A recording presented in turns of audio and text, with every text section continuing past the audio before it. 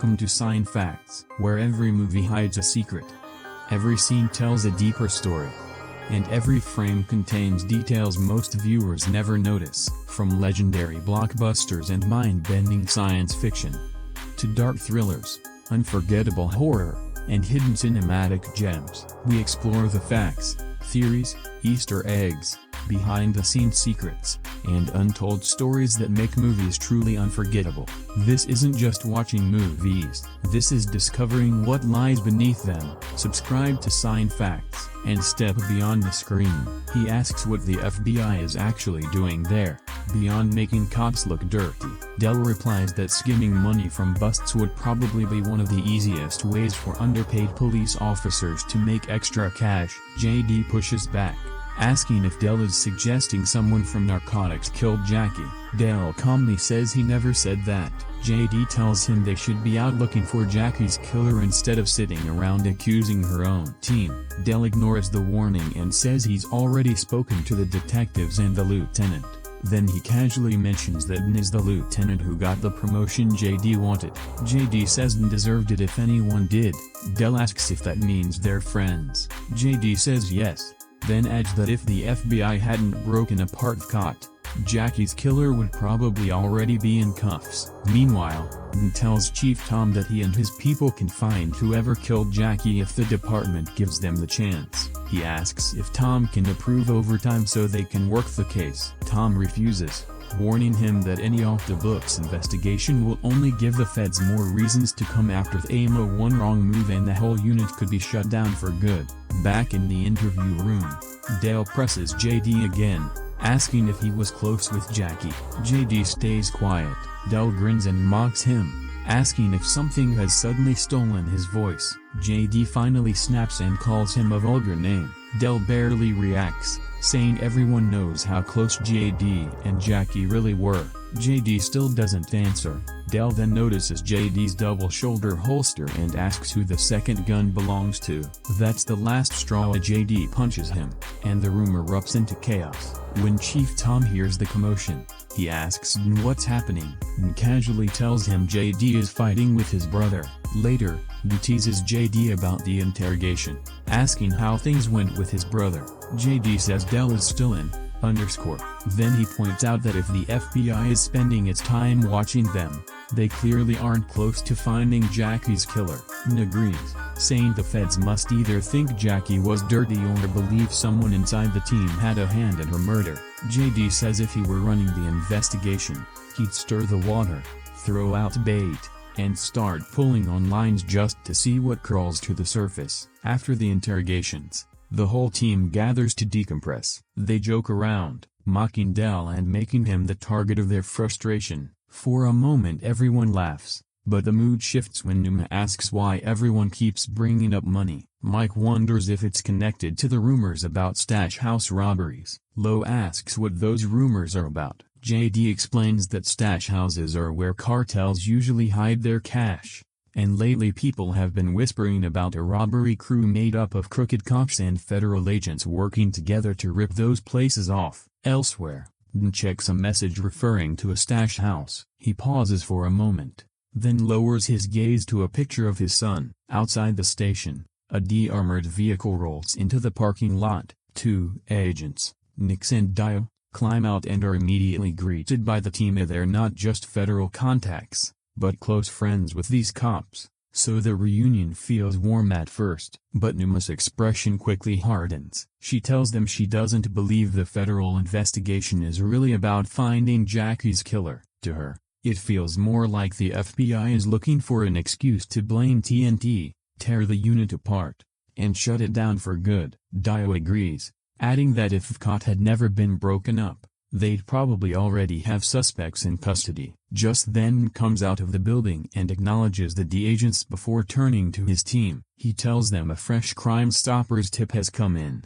According to the caller, there's money hidden inside a house in Hiya. Lo points out that their shift is basically over and asks if that means overtime. N says no, a budget cuts killed that idea. Then he tells her to bring Wilbur, the cash-sniffing dog. Numa walks beside and asks how much money they're supposed to be looking for, and says the tip mentioned $250,000. Numa quietly calls it an easy grab. Mike asks if they should notify the Hawaii Police Department before moving in, and immediately shuts that down, saying their department is already a disaster and they don't need more complications. Mike asks again, wanting to know what amount they're actually expecting to seize, and answers that they'll probably recover around $150,000. Not long after, the team heads out and arrives at the address, a calm little cul-de-sac full of ordinary-looking homes. Nothing about the neighborhood screams cartel money. JD asks how they're going to play it, and gives the plan in one blunt sentence.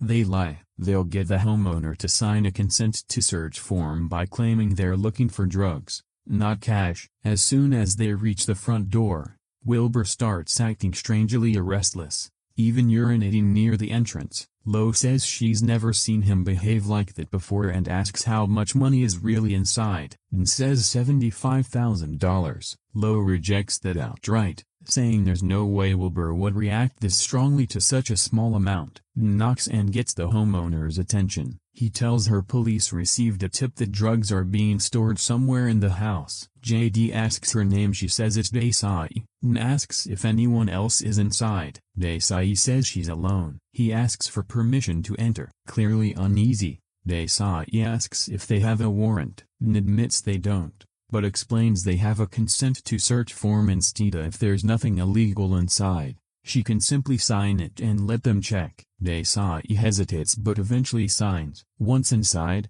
Lo lets Wilbur off the leash. He instantly starts sparking toward the ceiling, and asks Desai what's in the attic. She says she's never even been up there and insists there are no drugs in the house. JD corrects here Wilbur isn't trained to detect narcotics. He alerts on money. The moment Desai hears that, her face changes, and JD climb into the attic. JD notices right away that it's much cleaner than the rest of the house and asks Desai why. She repeats that she's never been up there and says the place originally belonged to her grandmother. As JD looks around, he spots a thin wire sticking out from the wall. He tugs it, and a hidden panel behind a statue slides open, revealing several large drums, and orders the team to start carrying the containers out while he and JD question Desai downstairs. He asks how long she's lived in the house. Desai says only 2 months. Her grandmother died recently, and for the past few years she'd been taking care of her alone.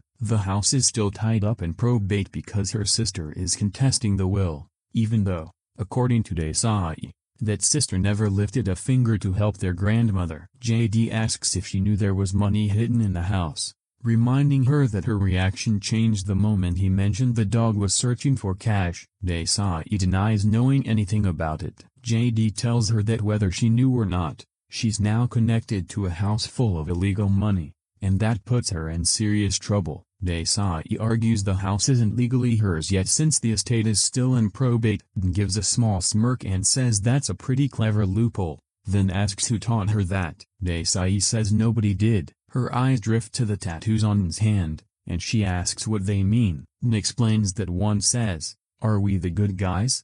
and the other answers it, "We are, and always will be." Before the conversation can go further, Mike calls Ferdin and JD from the attic. They climb back up, and the team opens one of the drums. Inside, they find far more cash than anyone expected, and counts what's in one container, then looks over the rest and does the math in his head. If the tip was nowhere close, there's more than $20 million hidden inside the house. The entire team goes quiet, staring at the money in disbelief. JD quickly tells everyone to head back downstairs, but before anyone leaves the attic, Dan stops them and asks for their phones. Numa clears her throat, clearly caught off guard, and asks if he suddenly doesn't trust his own team. Dan gives a cold answer. Money has a way of making people lose their minds. One by one, he takes their phone including Desai's. JD asks if Dan wants his phone too, but Dan says number. Instead,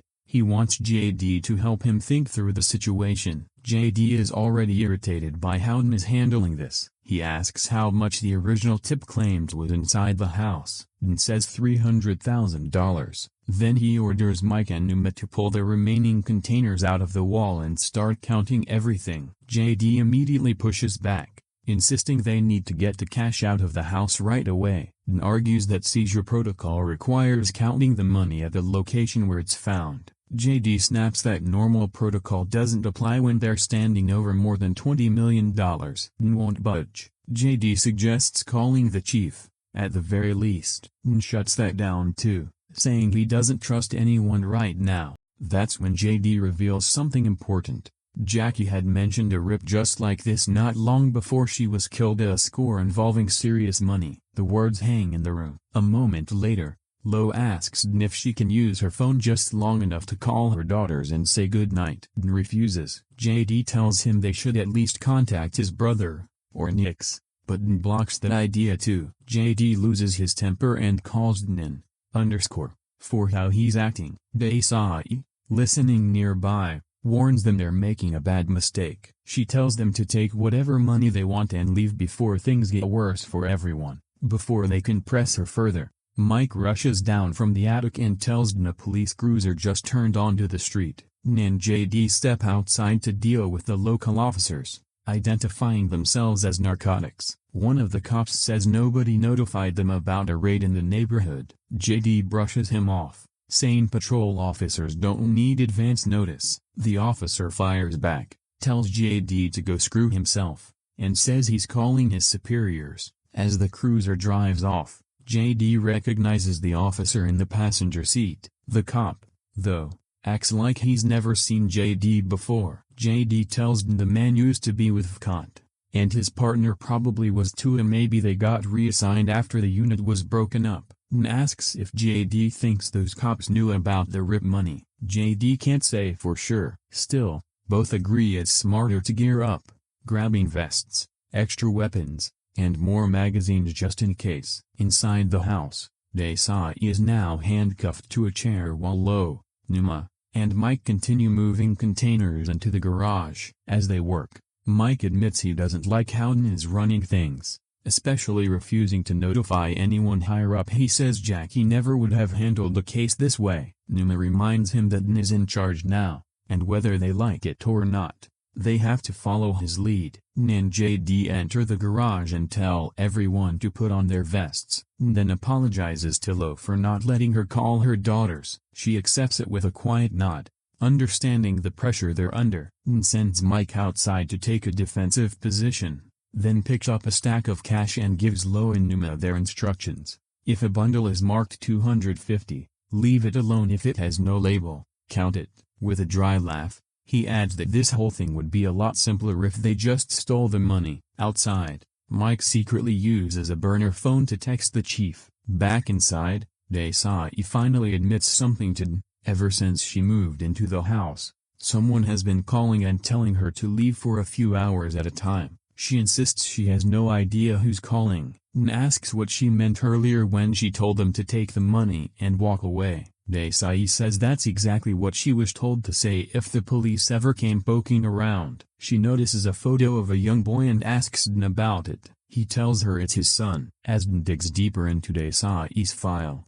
he discovers she's a confidential informant and her statements were sealed to protect her identity. Desai explains that her ex-boyfriend stole drugs and cash, and she cooperated with police because it was the only way to stay safe. N and JD press harder, accusing her of knowingly letting cartel money sit in the house and benefiting from it. She doesn't answer. Then, out of nowhere, an old rotary phone rings. Desai panics and tells them not to pick it up. JD ignores her and answers. A distorted voice on the other end gives them a simple order. They have 30 minutes to leave the house with $150,000, or everyone inside dies. JD ends the call and turns to N with a grim look. They have 30 minutes before whoever's behind this comes through the door, but instead of moving, JD immediately challenges him. He wants to know why N lied about the tip. N told him the call mentioned $300,000, but the voice on the phone just demanded $150,000.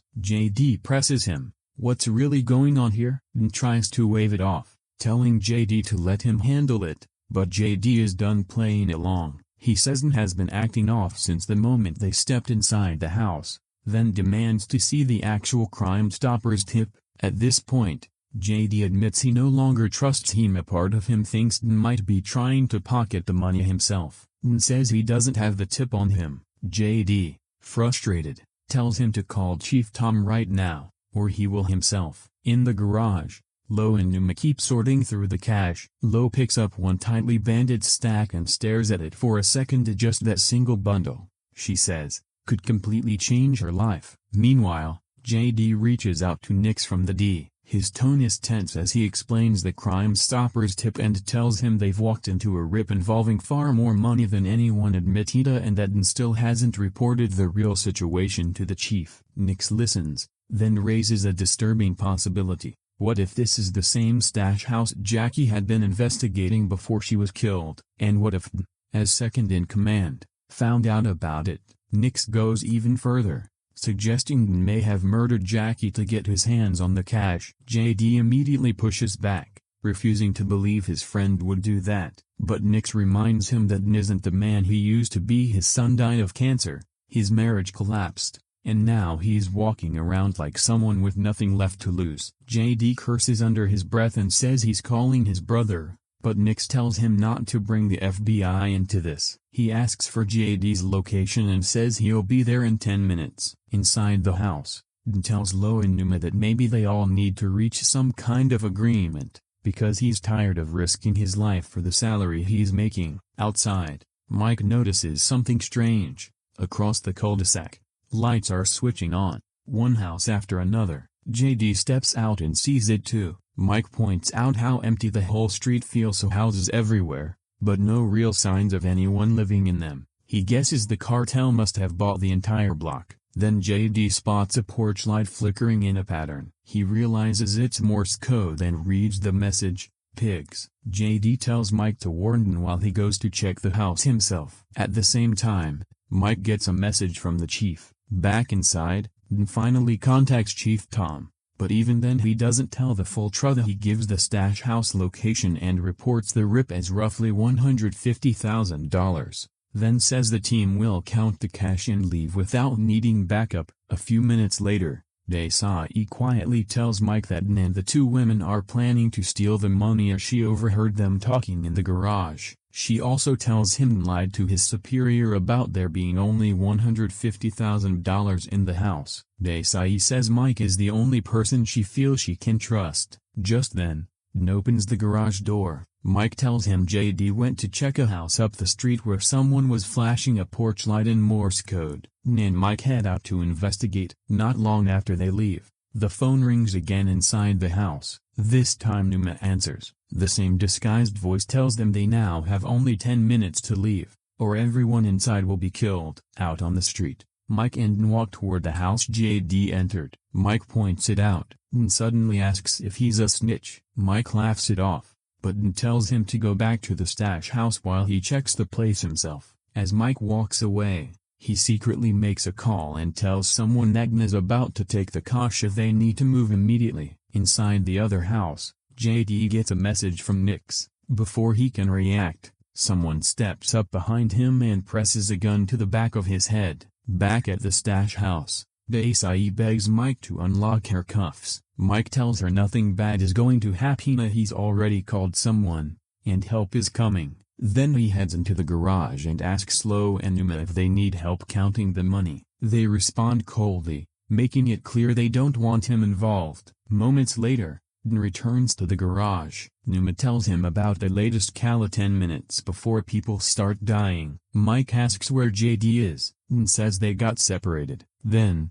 without warning, the power cuts out and the house drops into darkness. Gunfire explodes from every direction, bullets ripping through walls and windows. In the chaos, Lo is hit. N orders Numa to stay with her while he and Mike chase the masked attackers. Inside, Numa rushes to Lo's side, working on her wound and trying to keep her steady while everything falls apart around them. At the same time, she unlocks Desai from the chair, realizing they may need every person moving if they want to survive what's coming. Outside, N and Mike push toward the attackers. N catches one of the masked gunmen and drops him, but the other two slip away before they can be stopped. Before Dn can finish off the wounded man, JD steps in and stops him, pointing out this is the same man who'd been flashing the porch light from up the street. JD tells Dn the man belongs to the cartel, but here's the strange part. They weren't the ones who stormed the house, someone else attacked it. The cartel man calls his boss,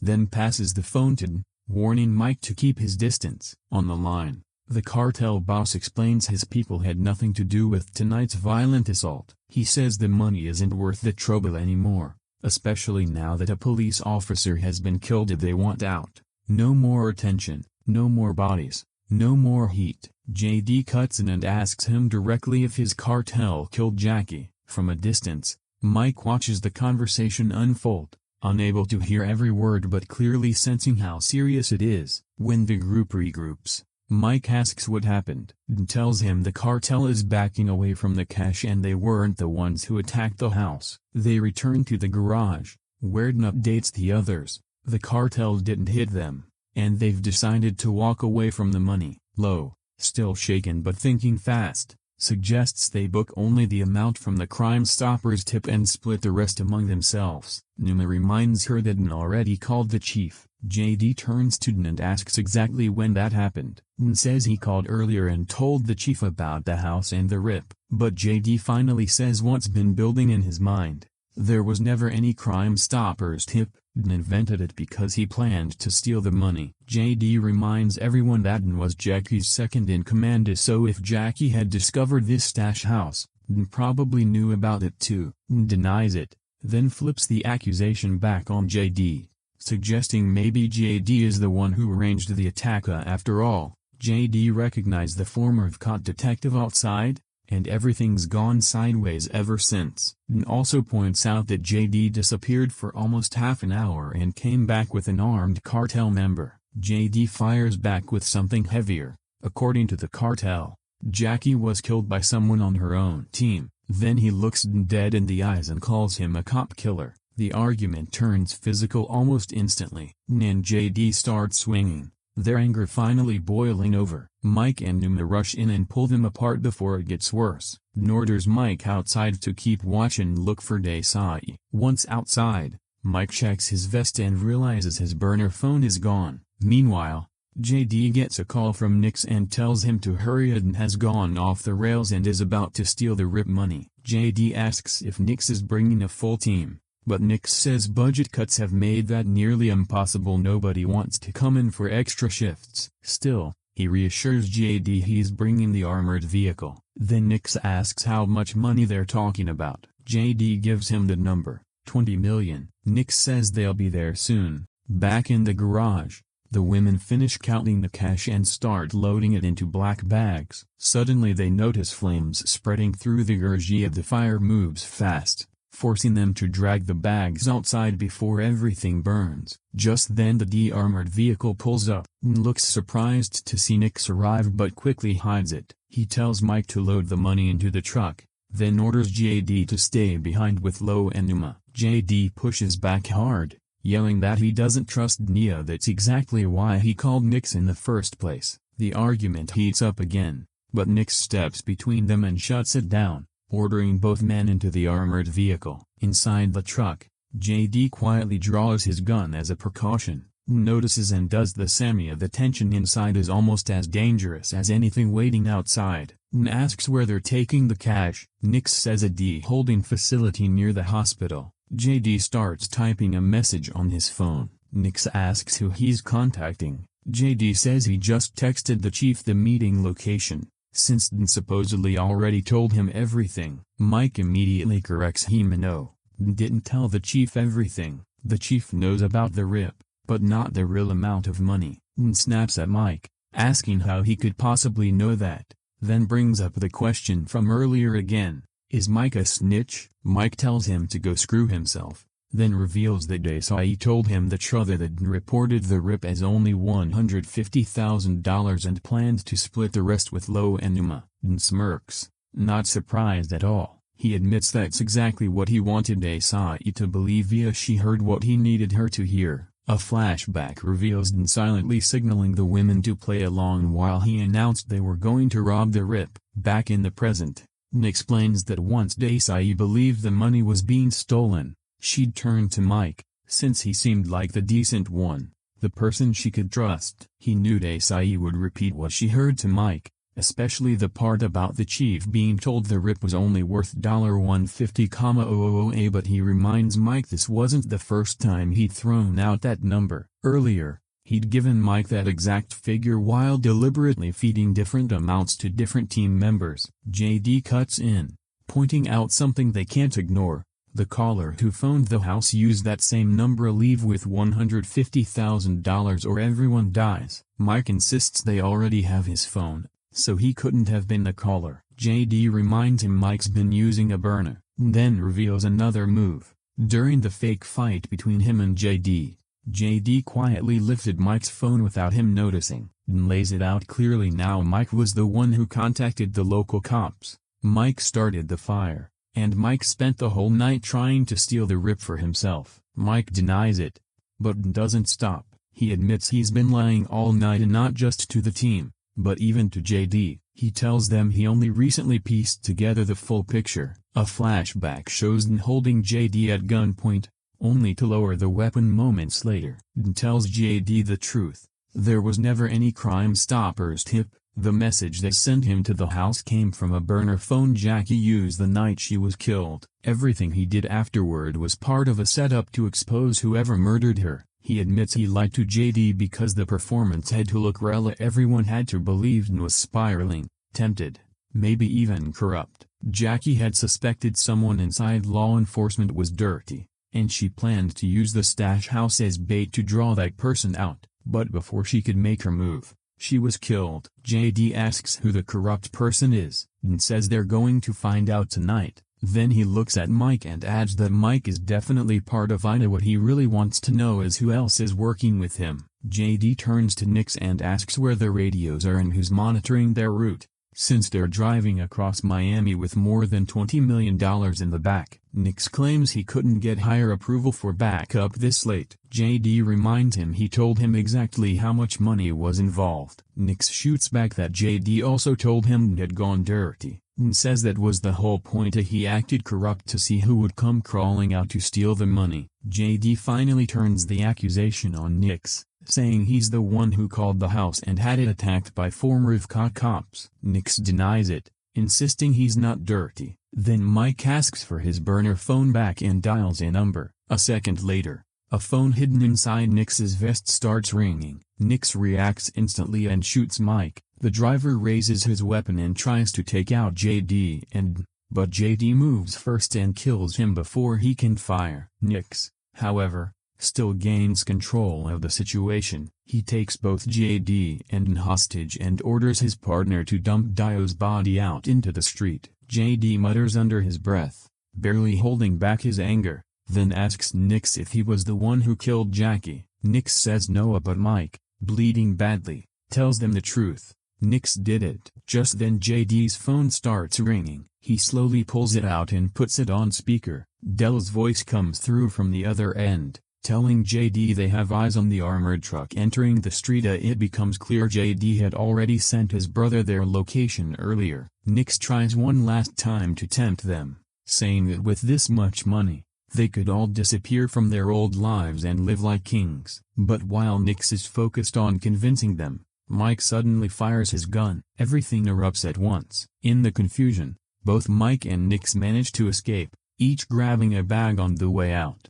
JD goes after Nix while Dan takes off after Mike. The chase turns brutal. JD pursues Nix through the streets until he finally catches up to him near an overpass. Nix opens the bag, expecting stacks of cash, but finds nothing but old telephone books. JD had swapped the money before Nix ever got his hands on it. Furious, Nix raises his gun to shoot, but JD is faster. He fires first and kills him. Meanwhile, Dan hunts Mike through the marshes. The pursuit is tense and exhausting, but Dan eventually catches him, forces him down, and locks the handcuffs around his wrists. In the aftermath, the team officially hands the money over to the FBI. The final seized amount comes to $20,650,480. Because of her role as a confidential informant, Desai receives a $4 million reward. JD embraces his brother Del and apologizes for their fight the day before. The tension between them finally breaks, replaced by something closer to understanding. Later, Desai thanks D. She realizes he knew she'd tell Mike everything. Nods and says he trusted her to do the right thing. Desai then mentions the police officer who spoke to her before everything went bad. D gives her the Namia Jackia and tells Desai that because of Jackie, they were able to find her and uncover the truth. Desai looks again at the tattoo on his hand. This time, he explains what it really means. It was the last question his son ever asked him before dying of cancer at just 10 years old. Are we the good guys? And says he answered him the only way he knew how. We are, and we always will be. The rip starts with a fairly simple setup, but it's the kind of setup that can work really well if the movie knows how to squeeze tension out of it. A decorated Miami police captain is murdered, and right away the mood turns messy. This isn't just another random killing. Her own tactical narcotics team is suddenly under pressure.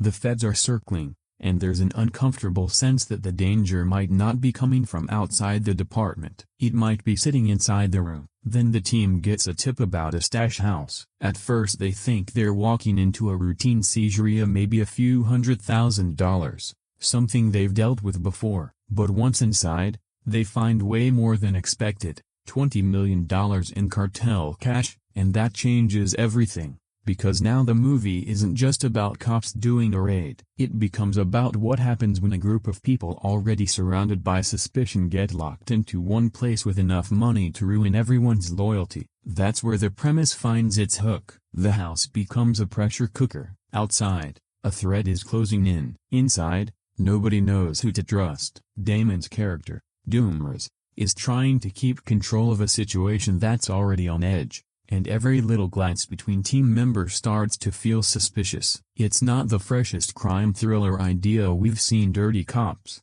cartel money, and raids gone wrong before. But the Rip understands that the real tension isn't just the cash, it's the question underneath it. Who is actually clean here? For a while, that question is enough to pull you in. The movie also opens with that familiar inspired by true events phrase. And look, I get why films do these. It adds a bit of extra weight before anything even happens. Suddenly you're not just watching another dirty cop thriller, you're watching something that wants you to think, okay, maybe some version of this really happened. Maybe this kind of corruption, this kind of mess, this kind of internal rot isn't that far from reality. But The Rip doesn't exactly play like a strict true crime recreation. It feels more like the filmmakers took a real-world idea, grabbed the parts that worked, and built a pulpy thriller around them, which is fine. Honestly, a lot of movies do that. The problem is that once the story gets bigger and messier, the true events label starts to feel a little loose. Early on, it helps. The idea of a narcotics team being investigated, rumors of cops ripping off cartel stash houses, dirty money moving through official channels, all of it feels believable enough to ground the movie and give the setup a grimy edge. You can buy that these characters live in a world where the badge doesn't automatically mean trust. But later, as the story piles on betrayals, outside threats, surprise motives, and final act complications, the realism starts to wobble. The true events angle almost works against the film at that point, because the more outrageous the plot becomes, the more you start wondering how much of this you're actually supposed to believe. Still, I don't think the movie needs to be completely realistic to work. It just needs to feel like it could happen in the world it's created. And for most of the first half, it does. The true events framing gives the film a bit of grit and seriousness, even when the storytelling is clearly leaning into crime thriller entertainment. So no, I wouldn't watch The Rip expecting a deeply factual, grounded account of police corruption. That's not really what this is. It's more like a fictionalized pressure cooker thriller with one foot in reality and the other planted firmly in Netflix action drama territory. Depending on how much you're willing to go along with that, the label either adds tension or makes the sillier parts stand out even more. What gives The Rip its first real layer is the background of this tactical narcotics team. This isn't some clean, heroic police unit where everyone walks in with perfect morals and shiny badges. From the beginning, the team already feels bruised. Their captain has been killed, the department is under scrutiny, the feds are sniffing around, and rumors are swirling about dirty seizures, cartel money, and cops behaving a little too much like the criminals they're supposed to be chasing. That matters, because before the movie even gets to the stash house, it's already planted doubt in your head that these people aren't walking in with a clean reputation. They're carrying baggage, and once that baggage is there, every decision they make becomes harder to trust. The TNT unit has a rough, lived-in energy. They talk like people who've spent too much time around danger and too much time around each other. There's friendship there, sure, but it's not soft friendship, it's tense, loud, defensive, sometimes ugly. You can tell these characters have history, but you can also tell that history doesn't automatically mean loyalty. The movie uses that well. When the team finds the money, it doesn't feel like corruption suddenly enters the room. It feels like corruption was already standing there, waiting for the right excuse to show itself. That's the whole tension of the unit. Are these cops under attack because they're good officers caught in a bad situation? Or are they being watched because someone already knows what they're capable of? The Fed scrutiny only adds to the pressure. TNT doesn't just feel hunted by criminals, they feel judged by their own system. They're angry, defensive, and maybe scared too, even if none of them want to admit it out loud. So the team's background does a lot of heavy lifting. It gives the movie its atmosphere before the bullets start flying, makes the central group feel unstable from the start, and turns a simple raid into something far more uncomfortable, because you're never fully sure whether you're watching cops trying to survive or cops trying not to get exposed. The Rip doesn't waste much time before throwing you into the incident that sets everything off. Miami Police Captain Jackie is killed right at the start, and the movie uses that murder as the spark for everything that follows. It's not a long opening, and honestly that's part of why it stands out. She has presence, and then she's gone before the film really lets you settle around her, which is a bit frustrating, because even in those early moments you can feel there was something interesting about her. She doesn't come across as a disposable name in the plot. There's a toughness to her, a sense she belonged in this world and knew how to move through it. So when the story removes her so quickly, it creates a strange effect. You understand why it happens narratively, but you also feel the movie has taken away someone it could have done more with. Still, her death works as a pressure point. It immediately puts the tactical narcotics team under a cloud. The feds are involved, the department is suspicious, and instead of her murder feeling like a clean case with a clear enemy, it becomes another reason to question the people around her. That's where the setup gets interesting. The team isn't just grieving, they're being watched and questioned. And because Bayern had a personal connection with Jackie, the whole thing carries an extra emotional charge. Yeah, it's not just police business for him. It's personal, messy, and obviously eating at him. For Doomers, it becomes another weight on top of everything else. He's trying to keep the unit steady, but the murder has already cracked the room before the stash house situation even begins. Everyone is tense, everyone has something to prove, and everyone knows the feds think the threat might be internal. So Jackie's murder is more than an opening shock. It's the first sign this unit was already damaged before the money entered the picture. And once the cash shows up, that damage doesn't heal, it spreads. The real engine of the Rip isn't the cartel money by itself, it's what that money does to the people standing around it. Once the team finds the cash, the movie immediately stops feeling like a normal police operation. $20 million sitting in a house changes the temperature of every conversation. Suddenly every glance feels loaded, every pause feels suspicious. Even simple decisions to whether to call it in, who should stay near the money, who should count it, who should leave the room start to feel like moral tests. That's where the corruption angle works best. The movie understands that dirty money doesn't need to whisper very loudly, it just has to sit there. That's enough. Put a fortune in front of people who already live in a world of violence, pressure, bad reputations, and half-truths, And you don't need some big villain speech to explain the temptation, that you can see it on their faces. What makes it more uncomfortable is that this team already has history hanging over it. There are rumors about cops ripping off stash houses, suspicion from the feds, a murdered captain, and a feeling that the department has been rotting quietly for a while, and this one night is just when everything starts leaking out. So the question becomes less, will someone betray the team?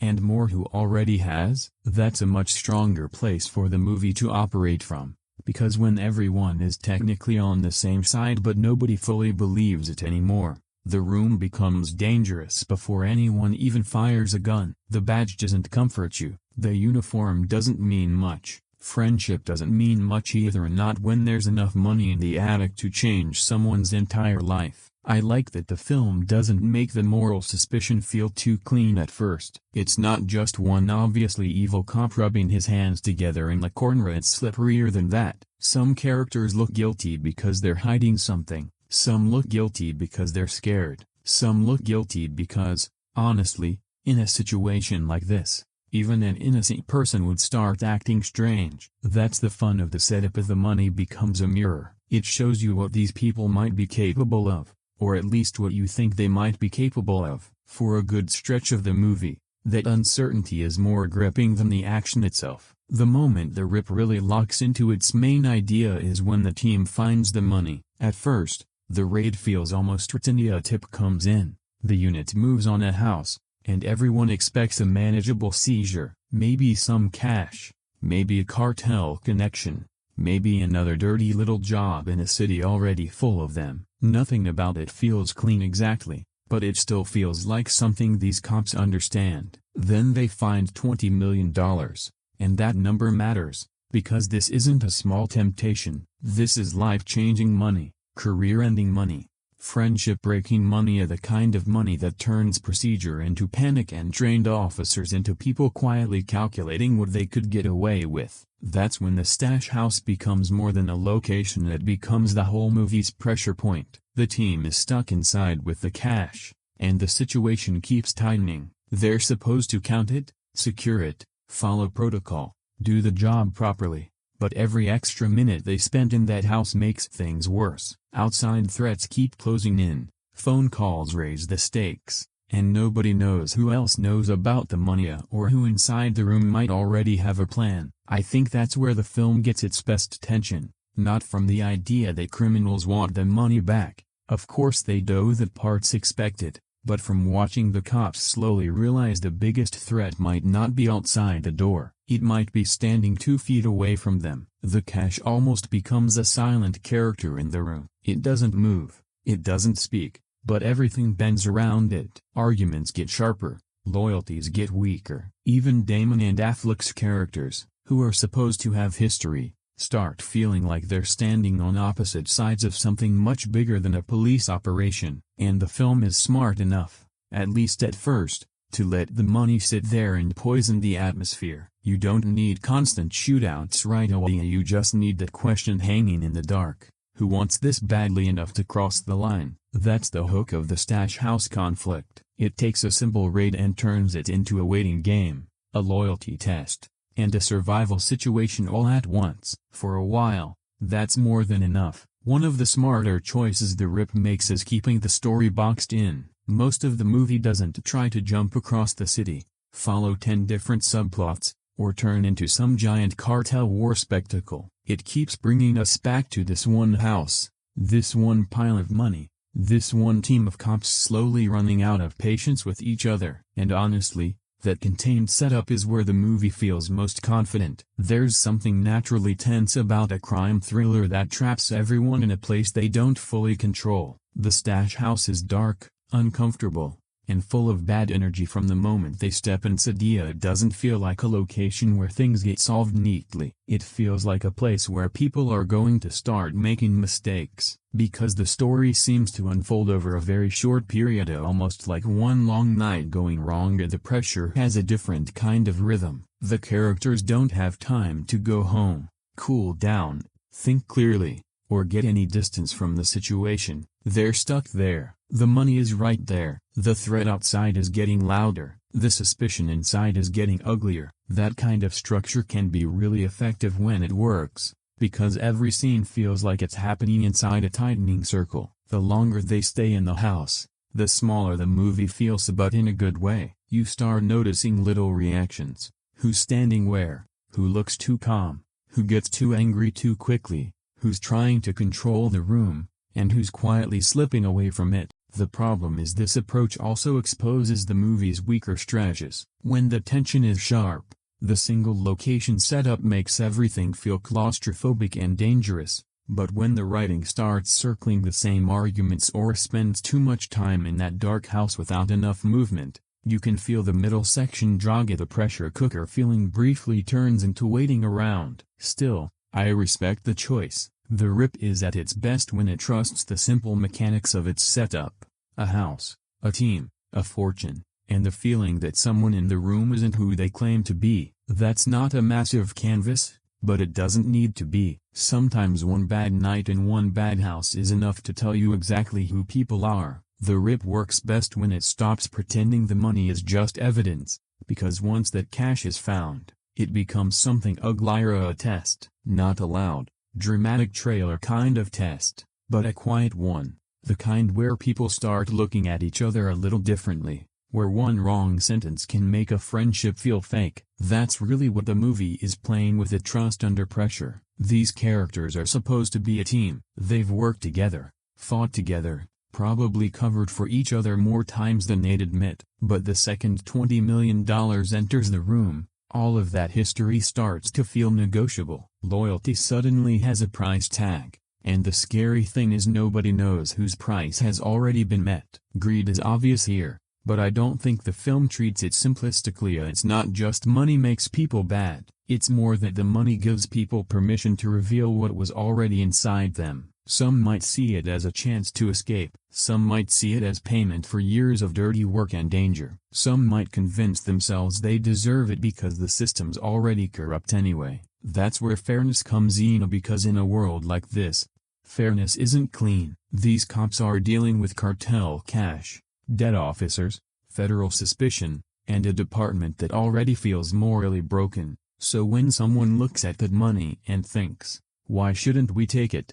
The movie wants you to understand how that thought could happen, even if you don't agree with it. Responsibility is the other side of it. Doomers is trying to hold the line, at least on the surface. He has to make the call, keep the team together, follow procedure, and somehow survive a situation that keeps changing every few minutes. But responsibility gets harder when nobody trusts the person giving orders, and Bayern, already angry and wounded, pushes against him in a way that makes the whole friendship feel like it could snap at any second. That's the tension I liked most, not just who the traitor is, but whether these people ever really trusted each other in the first place, because betrayal only hurts if there was something real to betray. The Rip keeps poking at that idea. Maybe the team was loyal once, maybe they still are, deep down, or maybe loyalty was just easier when there wasn't a mountain of cash sitting between them. For a good chunk of the movie, that uncertainty gives the story its pulse. A big reason The Rip is even on most people's radar is obvious. Matt Damon and Ben Affleck are back together, and honestly, that still matters. There's a certain kind of screen chemistry you can't fake, and these two have it because they're not just acting like people with history, they bring history with them. You feel it before the script even explains anything. The shorthand is already there, in the pauses, the little looks, the way one of them can push the other without the scene needing to underline it too heavily. It feels lived in. That helps The Rip a lot, because the movie is built around trust slowly breaking down. If you don't believe Doomers and Bayern have a real bond, the whole emotional core of the film gets weaker. But with Damon and Affleck, you buy it almost immediately. These feel like two men who've known each other forever, been through ugly situations together, and maybe know each other too well for comfort. What's interesting is the film doesn't just use their friendship as fan service, it puts pressure on it. Damon's character is trying to stay controlled, trying to manage the situation, trying to keep the operation from turning into complete chaos. Affleck's character is much more volatilely grieving, suspicious, angry, and constantly pushing against Doomer's authority. So their chemistry isn't just warm buddy cop energy, a lot of the time it's friction, and that friction is where the reunion actually pays off, because when Bayern starts doubting Doomer's, it lands harder, since we already understand there's something real between them. When they argue, it doesn't feel like two random cops shouting in a dark room, it feels like a friendship being dragged through mud, money, grief, and suspicion all at once. Still, I think the movie only gets partway there. Damon and Affleck bring more weight than the script always gives them. You can sense a deeper, more layered version of this story sitting underneath the surface, where their bond gets explored with more patience and emotional bite. The film hints at that but doesn't always dig as far as it could. Even so, they're easily one of the strongest reasons to watch it. When the plot gets messy, they keep it grounded. When the writing feels thin, their natural rhythm fills in some gaps. And when the movie drifts into familiar crime thriller territory, their presence gives it more personality than it might have had otherwise. It's not their best collaboration, not even closely, but it does remind you why people still get excited when Damon and Affleck share the screen, because even in a movie that doesn't fully reach its potential, those two still know how to make a scene breathe. Matt Damon's performance in The Rip isn't the loudest thing in the movie, and that's exactly why it works. As Lieutenant Doomer, he plays the kind of guy who always seems to be doing three things at once in his head: listening, measuring, holding something back. He doesn't walk into every scene trying to dominate it with volume, and in a movie full of suspicion, yelling, and testosterone, that stillness actually gives him power.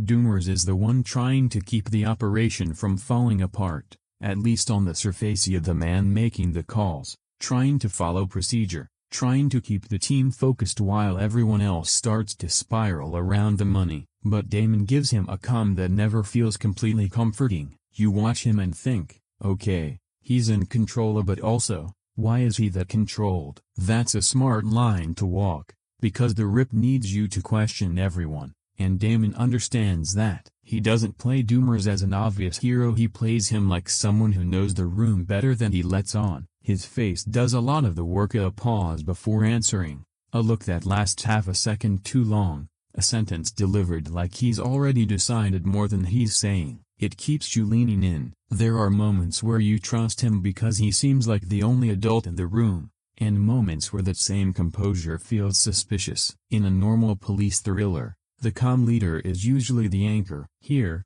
he might be the anchor, or he might be another part of the storm. Damon lets both possibilities sit there, and that's probably the best thing about his performance. He doesn't overplay the mystery, doesn't wink at the audience.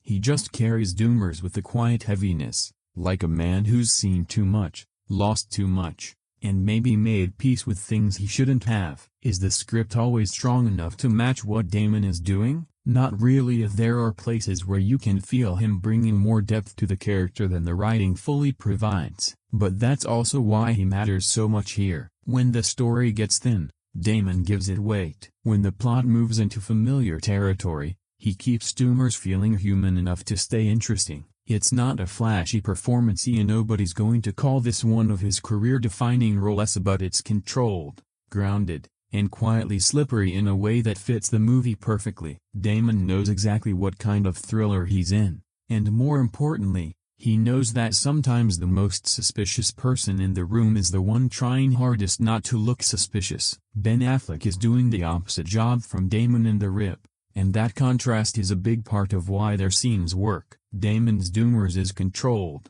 almost too controlled. Affleck's Bayern feels like he's one bad sentence away from exploding. He walks into scenes with his jaw locked, shoulders forward, voice already loaded with irritation. You can tell this is a man who doesn't process pain quietly. He throws it at the room and waits to see who flinches. Honestly, that kind of performance could have gone wrong very easily. Bayern is written like a Litfusy, angry, suspicious, confrontational, and not exactly interested in making anyone comfortable, but Affleck gives him enough wounded energy that he doesn't just feel like the hot-headed cop cliché. Copyright, even though the movie definitely flirts with that. The key is Jackie Bayern's connection to her murder gives his anger a personal edge. He's not just mad because the operation is going sideways, he's grieving, And that grief has nowhere clean to go. The feds are asking questions. His own team is under suspicion. The money shows up, and suddenly everyone around him looks like they might be hiding something. So his aggression starts to make sense, even when it's messy or reckless. What I liked is that Affleck doesn't play Bayern as purely emotional. There are little moments where you can see calculation underneath the rage. He may be out, but he's not stupid. Sometimes he pushes Doomers because he's hurt, sometimes he pushes him because he's testing him, and sometimes it feels like even Bayern doesn't fully know which one it is. That makes his dynamic with Damon more interesting. Bayern is constantly challenging Doomers, questioning his choices, refusing to just fall in line, and because these two characters have history, those confrontations feel personal. It's not just chain of command, it's friendship, resentment, grief, suspicion, and ego all colliding in the same cramped space. Affleck also brings that rough, lived-in quality that suits this kind of crime thriller. He looks tired in the right way, not movie star tired, but emotionally worn down, like someone who's been standing too close to bad decisions for too long. And when the movie leans into its macho, profanity-heavy cop energy, he fits that world naturally. Is it subtle all the way through? No. Not always. There are moments where Bayern gets pushed pretty hard into tough guy territory, but for the most part, Affleck makes that intensity feel useful. He gives the film friction, keeps the room unstable, and in a story built around distrust, that matters. For me, Bayern works because Affleck understands the character's anger isn't just noisy, it's defense, it's grief, it's suspicion wearing a badge. And when he's facing Damon across that room, you can feel the whole movie tighten a little. The rip is obviously being sold on Damon and Affleck, and fair enough, that's the hook. But the movie would fall apart pretty quickly if the rest of the team felt like cardboard cutouts standing around them. Thankfully, the supporting cast does a lot of heavy lifting. Steven Yeun brings a different kind of energy to the group. He doesn't need to dominate scenes to make you pay attention. There's something slightly unreadable about him here, which works perfectly for a movie where every character needs to feel like they might be hiding something. He can look calm, helpful, suspicious, and completely neutral all at once. That kind of ambiguity is useful in a thriller like this because it keeps your brain quietly working in the background. Taylor Page is one of the cast members who gives the film a more human pulse. Her character feels easier to read, but not in a boring way. She brings an emotional directness that helps balance out all the hard stares, tough guy posturing, and suspicion flying around the house. In a movie where everyone's trying to look controlled or dangerous, she gives you someone whose reactions feel more exposed. You understand the pressure through her. Sasha Cale also adds something to the setup as Desai, the woman inside the house when the team arrives. Her presence makes the stash house situation feel stranger and more unpredictable, because she's not just background decoration as she becomes part of the discomfort of the location. The team thinks they're walking into one kind of situation, and her presence immediately makes the room feel less simple. Then there's Catalina Sandino Moreno, who honestly feels like she could have carried even more weight if the script had given her the space. She has one of those quiet screen presences where you notice her even when she isn't saying much. Sometimes it's just a look or the way she holds herself in a group scene, and there's a whole interior life suggested there. The movie doesn't always know what to do with it, but she still makes an impression. Kyle Chandler fits neatly into this world too, bringing that dependable authority he usually has, the kind of presence that grounds a procedural or crime setup a little more. And Scott Adkins being here is interesting, because you expect him to come in and do what Scott Adkins usually does, get physical, steal an action beat, make the fight choreography pop, but the movie keeps him more restrained, which might work for the story. Though if you came in expecting him to fully unleash, you may feel a little shortchanged. What matters is that the ensemble gives the movie texture. These characters don't all get equal depth, and some definitely deserve more, but they create the atmosphere the film needs. You believe this team has friction. You believe they have history. You believe any one of them could be carrying a secret or at least making a bad decision under pressure. And that matters. Because The Rip isn't just about two famous actors in a dark house with money, it's about a whole group slowly realizing the people next to them might be more dangerous than the people outside. One thing The Rip has going for it is that the women in the cast make an impression pretty quickly. The frustrating part is the movie doesn't always follow through on that. Captain Jackie is the clearest example. She appears early, and even with limited screen time, there's something sharp and grounded about her. You get the sense she belongs in this world, that she moves like someone who's earned authority rather than someone the movie just placed there to kick off the plot. So when she's taken out almost immediately, it works as the inciting incident, sure, but it also leaves you wondering what the film lost by not letting her stay in the story longer. That's not always a bad thing, as sometimes a death at the beginning can haunt the whole movie, and Jackie's murder does hang over Bayern, over the unit, over the Fed's suspicion. But there's still a feeling that the character had more potential than the script allowed. She becomes a wound in the story, but not quite a full presence. Catalina Sandino Moreno has a similar issue, just in a different way. She doesn't need much dialogue to catch your attention. There's a stillness to her, a guarded quality, like she's carrying thoughts the movie never fully lets us hear. In group scenes your eye can drift toward her,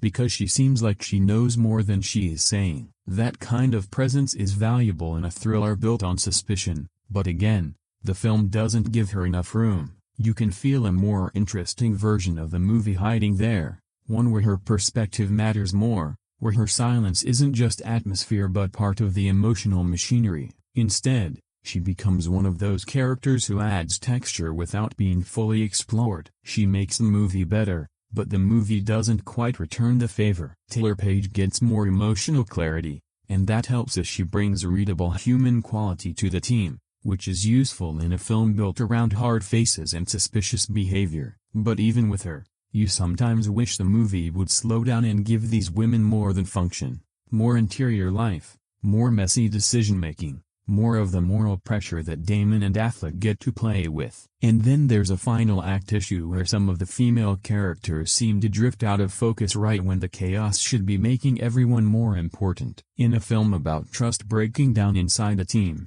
that's a problem. If everyone's a suspect, everyone needs to matter. That's why this part of The Rip feels like a missed opportunity. The actresses are there, the screen presence is there, the tension is there, but the writing keeps prioritizing the male friendship, the male anger, the male confrontation, while some of the most intriguing women in the room stay on the edges. It doesn't ruin the movie, but you can feel the gap because in a story where every face is supposed to make you wonder what they're hiding, the film should have been more curious about all of them. Joe Carnahan is clearly comfortable in this kind of world, and you can feel that almost immediately in The Rip. The movie has that rough crime thriller texture he likes: angry cops, bad rooms, dirty money, people yelling over each other, and a situation that keeps getting worse because nobody in the story is emotionally equipped to calm it down. It's not elegant, exactly, and more like a pressure valve slowly cracking open. And when Carnahan is locked in, the film has real grip. The early stretch especially shows what he does well. He knows how to make a room feel tense before anything actually happens. A police unit being questioned, a group of officers sitting around with things they don't want to say, Damon watching quietly, Affleck already halfway to an explosion, the feds circling. That's the kind of setup Carnahan understands. He doesn't need a massive shootout right away because the suspicion is already doing some of the work. What I appreciated is that he doesn't turn the movie into pure chaos from the first minute. For a director who's done louder, more frantic material before, this feels more restrained. The Rip isn't constantly cutting between 10 plot lines or trying to overwhelm you with style. A lot of it is just people trapped in a location trying to figure out who's lying, who's scared, and who might be willing to sell everyone out for the cash. That stripped-down approach helps the movie. It gives the story an old-school crime feel, not revolutionary, not a reinvention of dirty cop thrillers, but something that understands the basic pleasure of watching a bad situation tighten around morally questionable people. Still, Carnahan's direction is also where some of the frustration comes in, because you can sense the film wanting to be gritty and tense, but it doesn't always go as hard as it could. There are moments where it feels like he's aiming for something more dangerous and sharper, And then the movie pulls back into safer Netflix thriller territory. The setup promises a nasty little corruption story, but the execution sometimes settles for familiar twists and neatly packaged confrontations. The action, though, is handled with enough conviction. When the shootouts arrive, they have weight, loud, aggressive, and chaotic without always becoming unreadable. Carnahan knows how to stage people under pressure, and even when the plot gets silly, he keeps enough energy moving through the scenes that the movie rarely feels dead. That's the thing with the Reaper, it's not Carnahan at his most original, but it does feel like him returning to a lane he knows well. Cops under siege, trust collapsing, violence waiting outside the door, friendship turning into suspicion, familiar ingredients, and he knows how to cook them. I just wish the film had trusted its darker instincts a little more. When Carnahan leans into the claustrophobia, the paranoia, and the ugly moral atmosphere, the Rip feels like it could become something really strong. But when it starts tying things up too cleanly or leaning into generic thriller moves, you feel the ceiling come down. So as far as direction goes, it's solid, sometimes stylish, often tense, definitely watchably, but it also feels like the work of someone who knows how to make this kind of movie and maybe could have made a much better version of it if he'd pushed a little further. The best parts of the Rip aren't always the loudest parts. That might sound strange for a movie that eventually turns into a shootout-heavy crime thriller, but honestly, the film is at its strongest when people are just sitting in rooms watching each other, trying not to say the wrong thing. The interrogation scenes early on do a lot of work. They immediately put the tactical narcotics team in a defensive position. These are cops used to asking the questions, not answering them, so when the feds start pressing, the power dynamic feels uncomfortable right away. Nobody wants to look guilty, but nobody looks fully innocent either. That's a good place for the movie to be. Carnahan lets those scenes breathe more than you might expect. There's tension in the pauses, in the way someone answers half a second too late, in the way Doomer stays calm while Bayern looks ready to snap. You can feel the procedural machinery grinding, but underneath it there's something more personal. These people aren't just explaining what happened, they're protecting themselves, protecting the unit, maybe protecting each other, or maybe not. That uncertainty keeps the first half alive, before the big action arrives. The movie builds suspense through suspicion. It keeps nudging you to look around the room and ask, okay, who's dirty? And the smart thing is, for a while, almost everyone looks like they could be, not in an obvious cartoon villain way, but in that tense, sweaty crime thriller way where even a normal reaction starts to feel suspicious. The stash house adds another layer. Once the money is discovered, the tension stops being abstract and now there's something physical sitting there. Something everyone can see, something everyone might want. The cash becomes the thing that exposes cracks in the group. It changes the mood instantly. A conversation that would have been normal 10 minutes earlier suddenly feels like a warning. I like that the film doesn't rush straight into gun theory. It lets the audience sit with the discomfort first. The threat outside is real, yes, but the more interesting threat is inside. These characters know each other's weaknesses well enough, but not well enough to fully trust each other with $20 million on the table. That's where the suspense works. It's not about danger alone, it's about doubt, about waiting for someone to blink, about watching a group of people slowly realize survival might depend on trusting someone they no longer believe in. And for a while, that slow burn is genuinely gripping. The pacing in the Rip is a bit of a strange thing, because for a while the slow build actually works. The movie doesn't rush into action right away, and I was okay with that. In fact, I think the first half is stronger for taking its time. It lets you sit with the team, watch the dynamics, feel the suspicion slowly creep in. You get the murder, the investigation, the raid, the discovery of the money, and then suddenly everyone's stuck in this uncomfortable situation where nobody knows who's clean and who's already thinking about the cash. That part has a nice slow burn rhythm and not explosive, but full of pressure. You can feel the movie tightening the room one conversation at a time. Damon is controlled, Affleck is tense, the rest of the team shifts around them, and the longer they stay in that house, the more you start watching small reactions instead of waiting for big action beats. That's when the Rip feels sharp. It understands suspense can come from waiting, But then the middle stretch starts to test your patience a little. Spending so much time inside the stash house is a good idea on paper, because that's where the paranoia lives. The problem is, after a while, you can feel the movie circling the same tension without always deepening it. There are only so many suspicious looks, arguments about protocol, and darkroom conversations you can sit through before the pressure starts turning into repetition. Some of the second act does feel padded and not completely dead, but meandering. You're still watching because the cast is good and the premise has enough grip, but the movie doesn't always give the middle section enough new fuel. It keeps promising everything's about to boil over, then holds that moment just a little too long. Then the third act arrives, and the movie suddenly kicks into a much louder gear. The action ramps up, the outside threat becomes more aggressive, the betrayals start landing, and the film goes from slow burn suspicion to full crime thriller chaos. For some viewers, that shift is exactly what the movie needed. After all that waiting, it finally pays off with gunfire,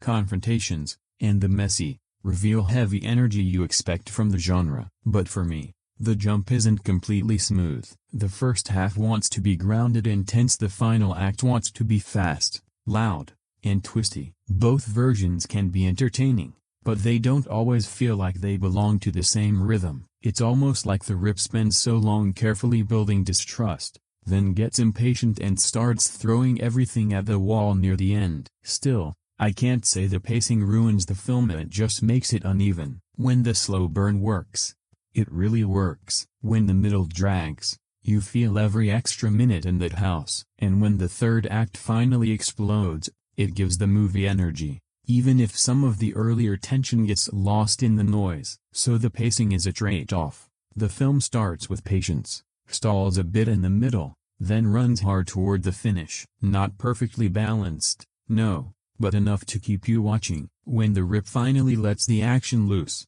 you can feel Joe Carnahan waking the movie up. For most of the first half, the film runs on suspicion of people staring each other down, arguing over procedure, wondering who's clean, who's dirty, and who's quietly making a move. So when the bullets finally start flying, there's a real shift in temperature. The movie goes from tense and contained to loud, violent, and messy in a way that feels very much in Carnahan's wheelhouse. And to be fair, some of it works if the shootouts have weight. They don't feel glossy or weightless. There's a roughness to them, a crash-bang wallop energy where the house suddenly stops feeling like a pressure cooker and starts feeling like a battlefield. Walls get chewed up, people scramble, and the whole situation feels like it's collapsing in real time. That's the kind of action this movie needs, because it's not supposed to feel clean, it's supposed to feel like trained cops losing control of a situation they thought they understood. I also appreciate that the action stays mostly grounded. This isn't a movie where someone suddenly turns into a superhero halfway through with the violence is aggressive but still tied to the story. The cash, the suspicion, the outside threat, the panic inside the team of the action grows out of all that instead of being thrown in just because the film remembered it was supposed to be an action thriller. The staging is pretty clear too, which honestly matters more than people give it credit for. You can usually tell where characters are, who's moving where, and what the danger is. That alone puts it ahead of a lot of modern action scenes that hide everything behind shaky camera work and frantic cutting. The movie's at its best when the geography makes sense, because then the tension actually has shape. But it's not all perfect. Some of the action is just decent rather than memorably. You get the noise, the gunfire, the impact, but not every sequence has that one image or beat that sticks with you afterward. Depending on the scene, the chaos can feel less like carefully controlled tension and more like the script trying to cover for how messy the plot has become. There's also the Scott Adkins problem. Put Adkins in a movie like this, and people naturally expect a proper physical showcase. That's just how it is. So when the film keeps him more restrained, it might make sense for the role, but it still feels like a slight missed opportunity. You don't bring in someone with that skill set and leave viewers thinking, wait, that's it? Still, the action gives the movie a needed jolt. After a long stretch of dark rooms, distrust, and people circling the same pile of money, the shootouts push everything into motion, make the stakes feel immediate, and give the third act its momentum. Even when the story logic starts wobbling, the action keeps the film from completely deflating. So no, The Rip isn't wall-to-wall action, and anyone expecting non-stop set pieces might be surprised by how long it waits. But when the violence does arrive, it mostly delivers what it promises: loud, gritty, practical feeling crime thriller chaos. Not groundbreaking, not unforgettable, but strong enough to make the pressure finally explode. The script of The Rip is one of those things that works better in the moment than it does when you start picking it apart afterward. While you're watching, the movie usually gives you enough to stay engaged. If there's a murder, a team under suspicion, a stash house full of cartel money, and a group of cops who all look like they could be hiding something, that's a solid thriller engine. Simple, but full of pressure, and for a good stretch, the writing knows how to use it. The best thing the script does is keep suspicion alive. It doesn't make everyone equally deep, but it makes everyone feel at least a little questionably. Someone looks too nervous, someone else looks too calm, a conversation cuts off at the wrong moment, a character hears something but doesn't share it. Little things like that keep the audience scanning the room trying to figure out who's actually playing straight. That's the kind of crime thriller writing that can pull you in even when the story itself isn't wildly original. The movie also understands the value of delayed action. Instead of opening the floodgates immediately, it lets the mystery sit for a while, giving you time to wonder what this team really is, what they've done before, and what $20 million might expose about them. The cash isn't just a plot device, it becomes the thing the whole script bends around. Where the writing gets shakier is with the twists. Some of them work, a few developments arrive at the right time and give the film a needed push. There are moments where a reveal makes you rethink an earlier scene, or at least understand why a character was acting strange. That's satisfying when it feels earned,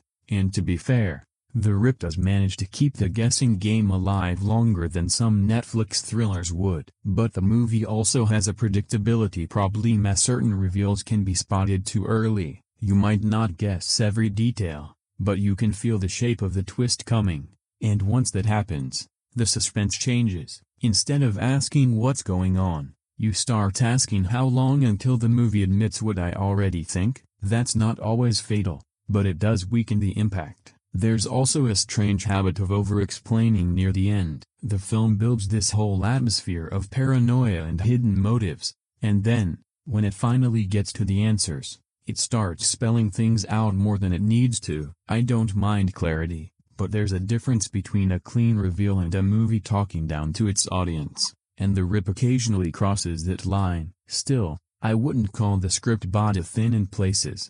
Yes, familiar, definitely, but it has enough sturdy pieces to function. The premise is strong, the character tension is useful, the moral suspicion gives the story a pulse, and when the twists land, even if they're not shocking, they at least keep the movie moving. The issue is the script feels like it had the ingredients for something sharper and nastier, something that really dug into the corruption and betrayal instead of settling for standard thriller mechanics at times. So the writing is both the reason The Rip works and the reason it doesn't fully stick. It knows how to hook you, it just doesn't always know how to surprise you. The Rip has a strong enough setup to pull you in, but the longer it goes on, the more you start feeling the cracks in the writing. At first, the story has a pretty clean hook: a murdered captain, a corrupt police unit under suspicion, a stash house, $20 million, a team that may or may not be loyal to each other. That's more than enough to build a tense thriller around. The problem is once the movie has all those pieces on the table, it doesn't always know how to move them in a way that feels believable. The final act especially pushes things a little too far. What began as a grounded story about distrust and dirty money slowly turns into a pileup of betrayals, outside threats, hidden motives, and people showing up at exactly the right moment because the plot needs them there. Instead of the tension escalating naturally, it starts to feel like the movie is stacking complications on top of each other and hoping the chaos will read as suspense. Sometimes it does, but sometimes it just feels confusing. You start asking basic questions the movie doesn't answer cleanly enough. Who's actually after the money? Who knew what, and when? Which group is trying to steal it, and which is pretending? Are these people acting out of greed, revenge, fear, or just because the script needs another twist. When a thriller makes you ask those questions in an excited way, that's fun, but when you're asking them because the storytelling feels muddy,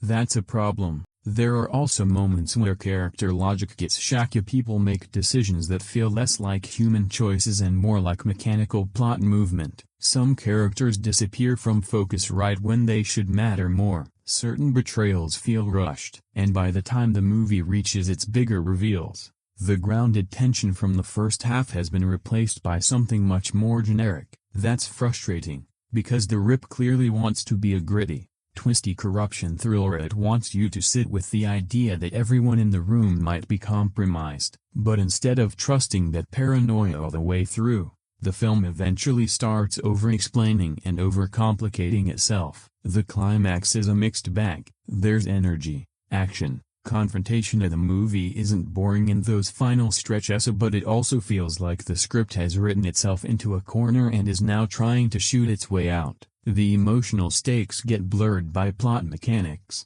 the moral tension gets buried under noise, and some of the logic gets harder to defend the more you think about it. That doesn't completely ruin the film, because the cast is strong enough to keep you watching. Damon and Affleck can carry a messy scene better than most actors carry a clean one, but you can feel them doing more work than the writing sometimes deserves. In the end, the biggest weakness of The Rip isn't that it has twists, it's that too many of those twists feel less powerful than the setup promised. The movie starts with real suspicion, the kind that makes every face in the room feel dangerous, but by the final act it starts leaning on thriller shortcuts, and that sharper, uglier movie you thought you were getting slips away a little. It's still watchable, still entertaining, but you can't ignore the sense that the story had a much better ending hiding somewhere underneath all the chaos. So where does that leave The Rip? Honestly, somewhere in the middle. I know that sounds like the safest possible answer,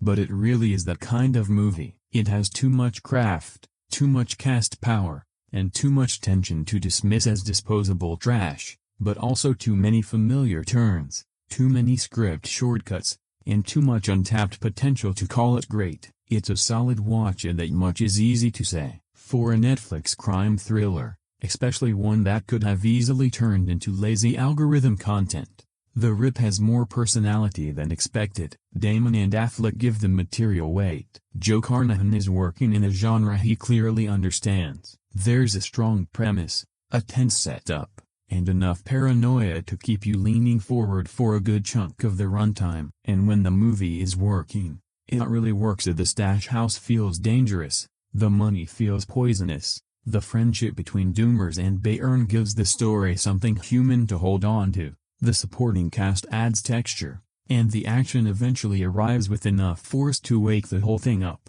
You can put this on and have a pretty good time with it. But then there's the other side of it. This should have been better, not because every movie needs to be a masterpiece, but because this one clearly had the pieces. Damon and Affleck reuniting in a gritty police corruption thriller should feel like an event. Joe Carnahan directing a tense, contained crime story about dirty cops, cartel money, and broken trust should hit harder than this does. The setup is there, the mood is there, the cast is absolutely there. The problem is that The Rip often feels satisfied with being watchable when it could have been memorable. It flirts with something darker and sharper, then backs away. It builds real suspicion, then leans into more generic thriller logic. It creates a morally ugly situation, then wraps parts of it up a little too neatly. And by the end, even if you enjoy the ride, you may not feel much need to revisit it. That's the strange thing. I wasn't bored. I wasn't angry at the movie.